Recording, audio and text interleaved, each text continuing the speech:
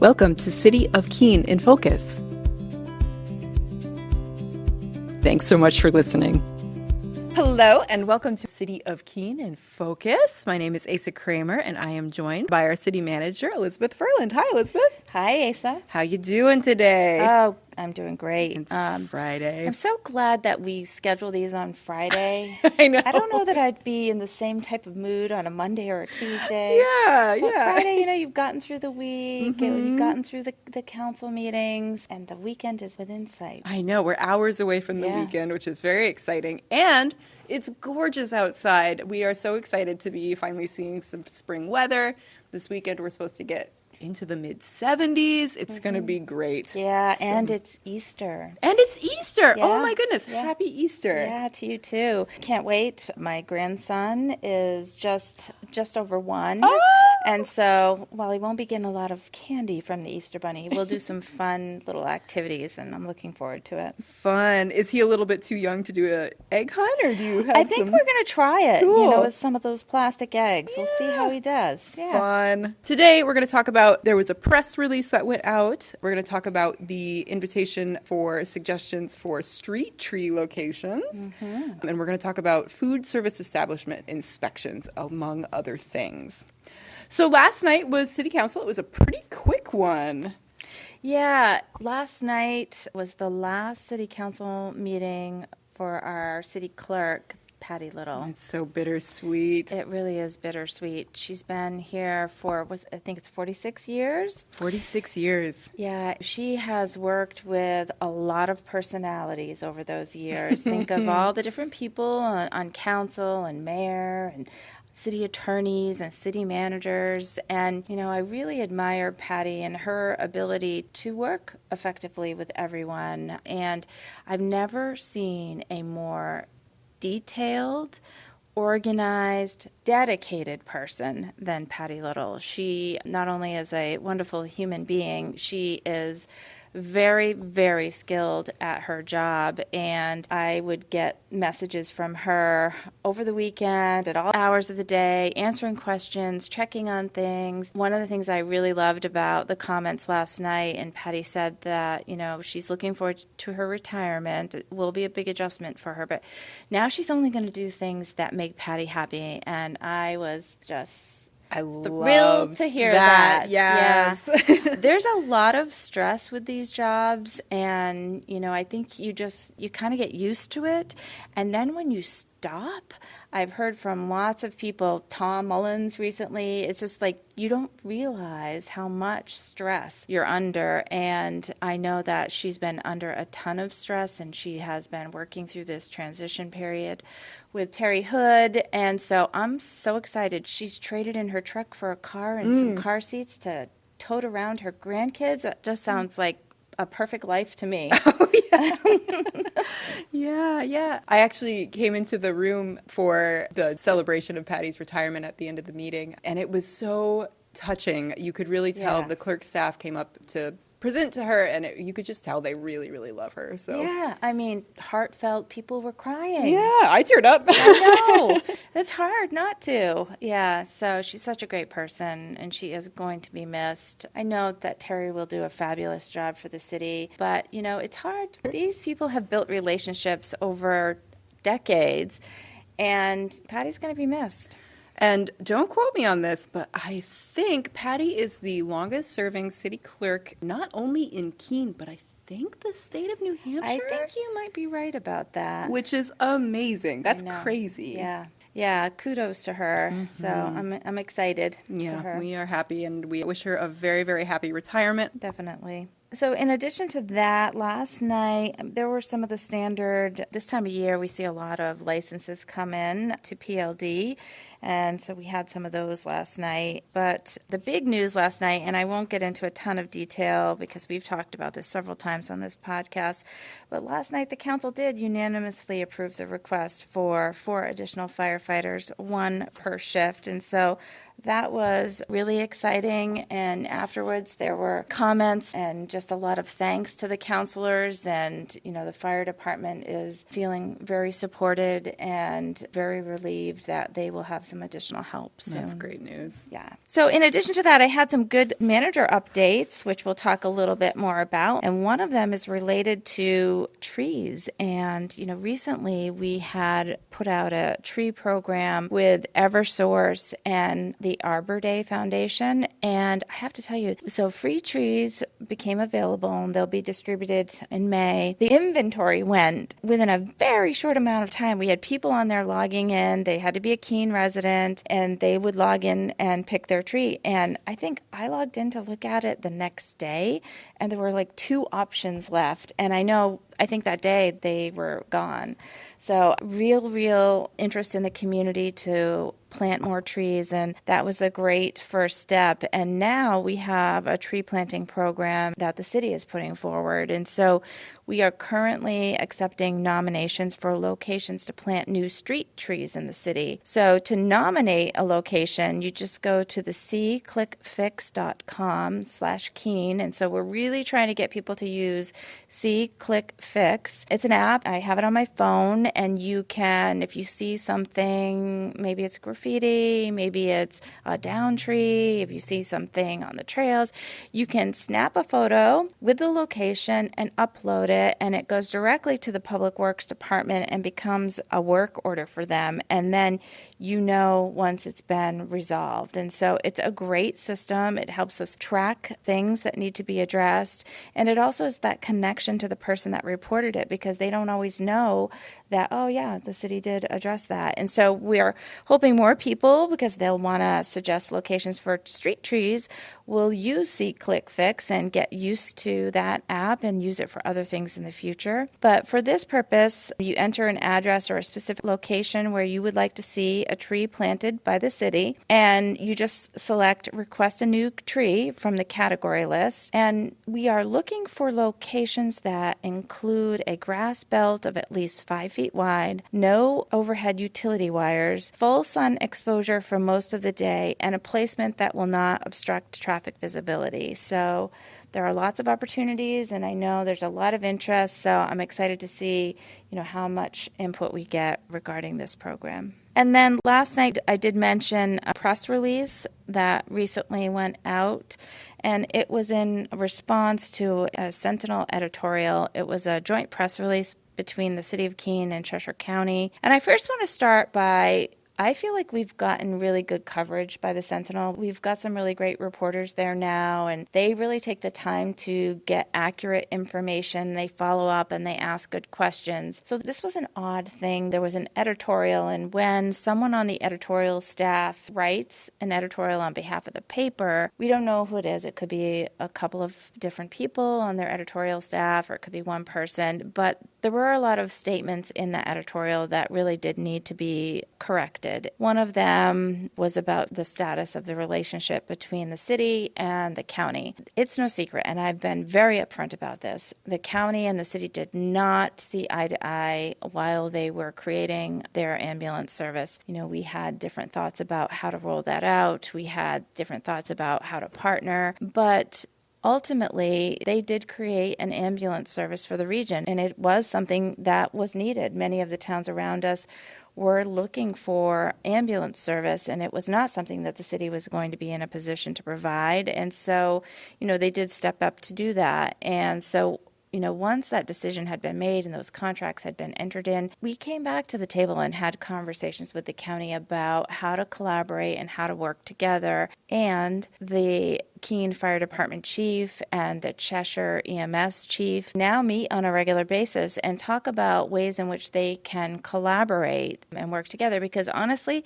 they're seeing a lot of the same things we're seeing on the ambulance. We talk about, challenges with recruitment or training or providing services. And so there's some great opportunity for collaboration. And so just wanted to correct that and say that, we did have some strained relationships for a period of time, but we are now once again collaborating. And then also there was statements in there in terms of how the ambulance is funded. The editorial talked about, being double taxed. Well, that's not actually the case, because the Cheshire EMS service is an enterprise fund, and it is funded by the ambulance fees, so the contracts that they have with the other towns. towns, whereas the city's ambulance service is funded by a combination of revenues from the ambulance, some contracts with other towns we provide service to, and general taxation that supports the department. Right now, we do have a backup agreement with Cheshire EMS. If all of our pieces of equipment and personnel are out on other calls, they will back us up, and they have done that for a while now, and that is at no cost. Will it always be that way? No, that is going to change. Some of the things that we agreed on is that we needed to really see what was going to happen with ambulance calls and the demand for service once the new system was up and running for Cheshire County, because we'd really only known the relationship that we had with Deluzio and how we were backing each other up. And so right now we are not backing the county up. They are backing the city up, and they have been for, I think it's at least a year and a half. It's been a while since they first established their service. We are expecting that that's going to change, that we are going to need to pay for backup services, and at some point they will be, having that conversation with us. So those, I think, are the main points of the press release, and just a couple of corrections that we felt were important to make. So hopefully the correct information could be shared. And then last night, I also talked during manager's comments about a temporary staffing assignment. Ryan Lawless has been assigned additional duties in conducting health inspections, including food service establishments, schools, daycare centers, and other public or commercial food handling locations. Now, Ryan has been here at the city as a housing inspector in the community development department since August of 2019. So I've seen some social media talking about, then how is he qualified for this job? And this is a temporary assignment. He hasn't permanently been assigned this role. However, in addition to his housing inspection qualifications, he's also been completing food service inspections, including supervised inspections during a training phase that started in 2021, so several years ago, and solely performing over 100 food inspections since that time. So this is not new for him. We did have a contract employee, so this contract is renewed every year. He was a part-time employee for the city for a number of years, and he no longer works for us. But in this period of time, since 2021, when Ryan started training for food inspections, Ryan went to school and got his degree, and he was recently awarded a master's degree in public health from Southern New Hampshire University. And so we're very grateful that Ryan continues his knowledge in this area, and we're very grateful he agreed to step up for this temporary assignment. He sounds more than capable to fulfill this position. Yeah, he's doing a great job, and we've actually gotten some really good feedback from several of the restaurants that he has been inspecting, and he did clear up some backlog that we had. So I think we're in good shape, but I will say that there's still a lot of work that we're doing on the fourth floor because there's some hiring, some positions that are open, but there's also some additional restructuring that we're looking at for the future. Rick Wood is here as our fire marshal under a contract, a 3-year contract, and we're about a year into that. We've got a couple of years left, and we need to talk about what does that look like at the end of the contract, because the fire marshal's responsibilities include oversight of inspectors, food, health, building, and fire inspectors, so that they're all under one umbrella. And I think it's important that we have those conversations now about the future. And so this role, food service inspections and health, will definitely be part of that conversation. And I know that Paul Andrus, our new community development director, has been meeting with HR and Rick Wood to talk about what should this look like for the future? What is the right structure, and how do we make sure that we have the people that we need to perform the services that we need to perform in the community? So this week we had a legislative delegation meeting. It was held at the library. We do this every year around this time. We invite all of the communities around us in Cheshire County. We invite the county commissioners and delegation and the school to come to a meeting to talk about bills that we are either supporting or opposing that are crossing over. So there are so many bills that are put forward each year. We like to wait until we know which ones are actually surviving and crossing over to the next step, because many of the bills do get killed in the first round.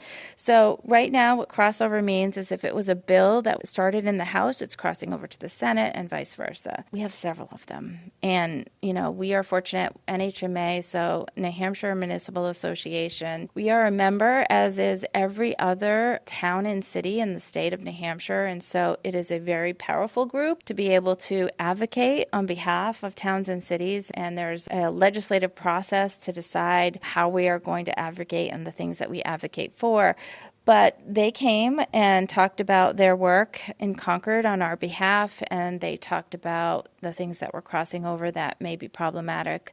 And there are a lot of zoning bills this year, really trying to dictate how things are done in communities related to development. And that's problematic because really in New Hampshire, we have, even though we're not a home rule state, we pride ourselves on being able to make these decisions locally, because not every solution is a good fix for our neighbor. And so that's why we have all of these volunteers who are on these boards and participating in the process, because we want to have zoning that works for our community. And so this year, and I understand the motivation behind it, everybody wants more housing. Let's be truthful, not every community has open arms for more housing. So they may not want to grow, and we understand that. So I think that this is motivating this desire to legislate it, though, to really force communities to develop. And unfortunately, I think it's going to have some unintended consequences if some of those bills pass. And here in Keene, we have done a ton of work at changing zoning to become more friendly to smaller scale development, denser development. We've done things like the cottage core overlay, which allows for infill development. Really getting creative. And we have a great team on the Planning License Development Committee, along with a planning board that make up the joint committee that has been looking at all of these initiatives, making changes to ADUs to make it easier for people to do an ADU, looking at parking. Really trying to be creative and use all of our resources and all of our property in the best way possible to create housing opportunities for everyone. So at different levels of affordability. And so it makes it tough when we're going through all of this effort, and we have been for some time, to see these bills come in that might jeopardize some of the really good work that's been happening here locally. So that was a big conversation. And then always this time of year, we focus on the state's budget. This is a budget year, so the state adopts a 2-year budget. So next year, there won't be as much focus on the state's budget because there's usually very little change after they adopt their initial budget. But this year is the state budget for the next 2 years. And so we're obviously very concerned about any reduction in revenues that come to the city, or any pushing down of expenses that is typically at the state level down to the local level, because that gets pushed down to our local taxpayers. And we've seen that happen time and time again. And when it's difficult to balance the budget, we've seen them go for those types of revenues. And right now, one of those revenues is meals and rooms. There's a formula, I believe it's 30% of the revenues is distributed to towns and cities. And we've really fought to keep that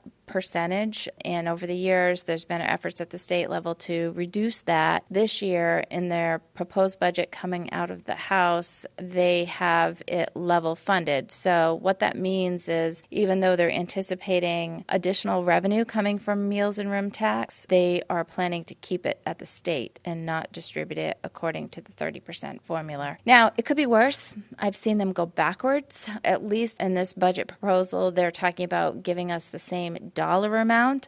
They're just not honoring the 30% allocation in the state law if this were to pass. And so who knows? We're going to watch that closely as they go through the process. The Senate makes their decisions, and then if there's a committee of conference to hash it out between the House and the Senate. So there's a lot of effort right now just following bills, testifying in bills. And at last night's council meeting, the mayor talked about the budget and the impact to Keene State College and the university university system in general. There's roughly a 30% reduction in state funding to the university system of New Hampshire. So Keene State College is part of that system, and you have UNH, Keene State, and then Plymouth State University. Those are the three that make it up. And a 30% reduction in state funding is huge. As most people know, Keene State College has gone through an effort over the last several years to really adjust their budget and right size. I don't know what 30% reduction in state revenues looks like for them, because they have already made so many adjustments to adjust to their tuition revenue and right size their budget. So obviously it's to our benefit to support Keene State College and the university system and advocate for at least level funding from the state to not harm the good work of the college right now. And so we have a letter that was approved by the City Council last night that will be going to the Senate Finance Committee, which will next hear this budget bill. So we'll have to stay tuned to that. And then just one more thing. It's road construction time. So you're going to see a lot of activity. Starting today, the road crews are out there. So they are beginning a lot of our just yearly road maintenance work, as well as some of the, they'll be doing lining of parking spaces and streets. And so it's just now the beginning of our 2025 road rehabilitation work. And so you're going to see a lot of activity on the streets. Right now, they have a construction schedule that started today on Bank Street, Thornton Way, and Warren Street, and then they next move to Stanhope Avenue. And if you want to look at the schedule for the next several weeks, you can go on the Keene Public Works website. They've got their 2025 road rehabilitation project schedule up. And if you're interested to see if we may be in your area, that's a great place to check. I also want to mention, and this is something that our Public Works Director, when he accepted the position, he gave a little declaration to council, and it's something he brought up at that moment, and it makes me think of it now. Road crew positions is a very dangerous job. So slow down. If you see people working, slow down. It's not worth it to go whipping around them. Slow down. You could very seriously hurt someone, so... Yeah, that's a slow down. Great point. And we see a lot of distracted drivers. And so, yeah, that's a really great point. They're out there. And so take extra precautions. Asa, I was thinking about, people might want to hear different voices on this podcast. Sure, right? yeah. So I have some people in mind. I haven't asked him yet, but I'm thinking that the fire chief could come in and we could talk just a little bit more about the staffing and where we're at and what they have planned. And then I might have my husband on here too. Oh, yeah. Okay. Yeah. If we find a topic that crosses over both county and city, we could have him on here. And then I'm open to suggestions too. So I like to try to frame it around things that are coming up or on the agenda or something that we talked about at the council meeting. But if you have ideas, I'd love to hear them. I think guest stars on our podcast is a great idea. Yeah. So stay tuned to that, and there might be some new voices coming up in the next couple of episodes. Yeah, I think that would be fun. Well, cool. Is there anything else on your desk that you want to talk about today? No, I think that's it for now. All right. I will just mention we are always hiring, as I mention every single episode. Go to keenanh.gov/jobs. I also want to mention that the pickleball courts behind Jonathan Daniels School, they're open again, thanks to the Parks and Rec and facilities staff that repaired the fence. And then one other thing that I'll mention is that we are currently in a red flag fire warning, which means that until further notice, all open burning, all consumer fireworks are prohibited. And you can check keenanh.gov. There will be an alert banner at the top of the page. When that alert banner is gone, that means that the burn ban has lifted. Well, I think that's all I've got, unless if there's anything else. No, enjoy the nice weather this weekend and have a wonderful Easter. Yeah, happy Easter, everyone. We will see you next time. Thanks for listening to City of Keene in Focus. We'll see you next time.